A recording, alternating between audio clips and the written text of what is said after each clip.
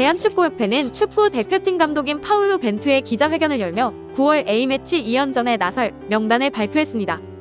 벤투 감독은 최대 관심사였던 이강인을 1년 6개월 만에 국가대표로 재발탁하며 사람들의 고개를 끄덕이게 했는데요.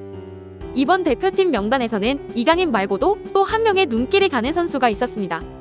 현재 대표팀에서 가장 어린 선수로서 폼만큼은 최고 절정이라는 평가를 받으며 첫 A 대표팀 발탁의 영광을 누린 이 선수는 누구일까요? 최근 벤투를 보는 시선이 좋지만은 않습니다. 아무리 국내 파로만 꾸려졌다고는 하나 지난 7월 있었던 일본과의 동아시안컵 최종전에서 0대3으로 참패를 당하며 2021년 3월의 평가전 0대3 패배 이후 일본에게만 충격적인 2연속 0대3 패배를 당했기 때문입니다. 그동안의 한일전은 소위 투지와 함께 반드시 이겨야 한다라는 마음가짐이 성패에 큰 영향을 미쳤었고 이전까지는 그 부분에서 한국이 일본을 앞섰습니다. 하지만 최근 분위기는 이전과 많이 달라졌고 그라운드에서의 투지와 근성이 일본에 밀리는 모습을 보이고 있는데요. 모리야스 하지메 일본 대표팀 감독은 최근 한일전 승리와 함께 동아시안컵 우승을 차지한 뒤 지금의 일본 선수들은 한국에 대한 콤플렉스, 즉 심리적으로 뒤진다는 열등감이 전혀 없다고 말했고 일본 대표팀 수비수 출신 구리하라 유조는 일본 현지 매체 풋볼존과의 인터뷰에서 한국 선수들의 기세가 느껴지지 않는다며 솔직히 이기겠다는 생각이 없어 보였다. 실점을 해도 공격을 하지 않고 무기력했다고 꼬집기도 했습니다. 한국 대표팀의 이러한 상황은 한국 축구 팬들이 더 절실히 느끼고 있었고 한일전 패배에 크게 개의치 않는다는 벤투 감독에 대한 실망감이 커져갈 수밖에 없었습니다. 대표팀에 대한 실망은 벤투 감독의 보수적인 선수 구성으로 향했고 최근 폼이 절정으로 올라 현재 대표팀 선수들보다 뛰어난 활약을 보여주고 있는 선수들에게 관심이 집중되었습니다. 축구 팬들의 입에서 가장 많이 거론된 선수는 스페인 레알 마요르카의 이강인과 K리그 수원 FC의 이승우, 그리고 강원 FC의 양현준이었는데요. 그리고 발표된 9월 대표팀 명단에는 손흥민, 황희찬, 김민재, 황의조 등 기존의 대체불가 자원들이 그대로 이름을 올렸고 당초 대표팀 복귀가 유력했던 이강인의 이름과 함께 놀랍게도 양현준의 이름도 들어있었습니다. 양현준은 K리그에 관심이 없는 축구 팬들에게는 생소한 이름일 만큼 그동안 두각을 드러냈던 선수가 아니었는데요. 양현준이 그의 이름을 K리그 밖으로 알리기 시작한 건 지난 7월 열린 토트넘과 K리그 올스타와의 경기였습니다.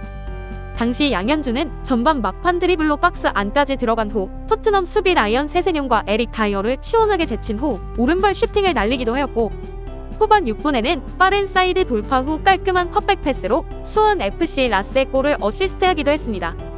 이 밖에도 양현준은 마치 남미 선수의 몸놀림을 연상시키며 5초 메시라는 애칭까지 얻었는데요.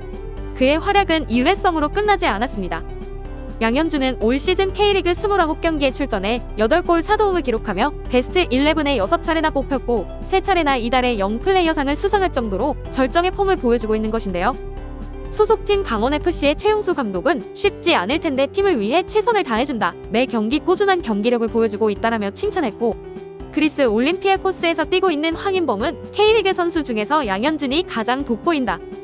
외국 리그에서 활약할 때 K리그 방송 중계를 지켜보며 좋은 실력을 갖추고 있구나라고 생각했다. 직접 상대해보니 여유가 많이 생겼더라며 스피드와 공을 관리하는 능력이 좋아서 저 선수 정말 좋다라고 팀 동료들과 얘기를 나눴다라고 밝히기도 했습니다.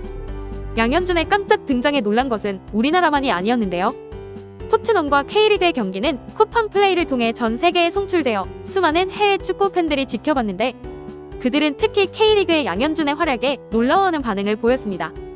양현준은 인상적이었어. 내 생각에 그는 언젠가 프리미어리그에서 뛸 거야. 빠르며 움직임이 영리해.